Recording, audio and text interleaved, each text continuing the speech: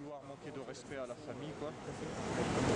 Et il y a eu une personne arrêtée, soi-disant le suspect numéro 1 et certainement le coupable du meurtre. Et dans la suite, l'enquête a révélé qu'il est de plus en plus improbable que ça soit l'auteur du meurtre. Et entre-temps, en fait, il y a eu quelque part discrimination envers une communauté sur laquelle un stigma a été porté.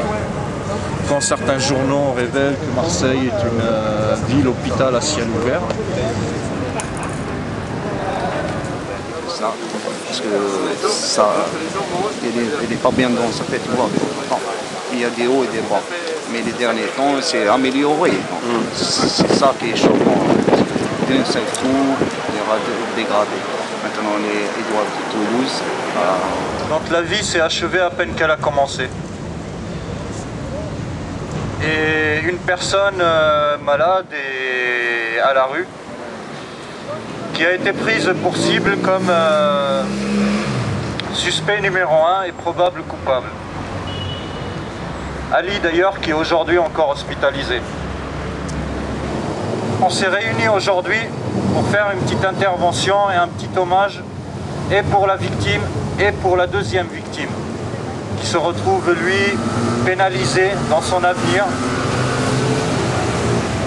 et dans sa vie sociale et peut-être rejeté de la part de sa propre communauté où il était en train de trouver un équilibre. Et aussi il sera demandé une minute de silence et d'hommage à la victime. 10 minutes, 1 minute. Qu'en fait c'était le procureur qui avait balancé toutes les infos. Et la certitude du procureur dans cette affaire était telle que tout le monde a embrayé derrière, c'est lui. Voilà. On est choqué quand on dit que la schizophrénie c'est une maladie dangereuse pour la société. C'est pas véridique.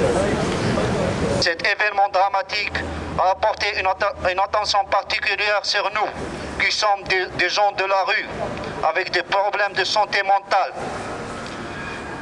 Les médias ont accentué les tensions le quartier de centre-ville, Marseille, dont la population est généralement bienveillante avec des gens de la rue.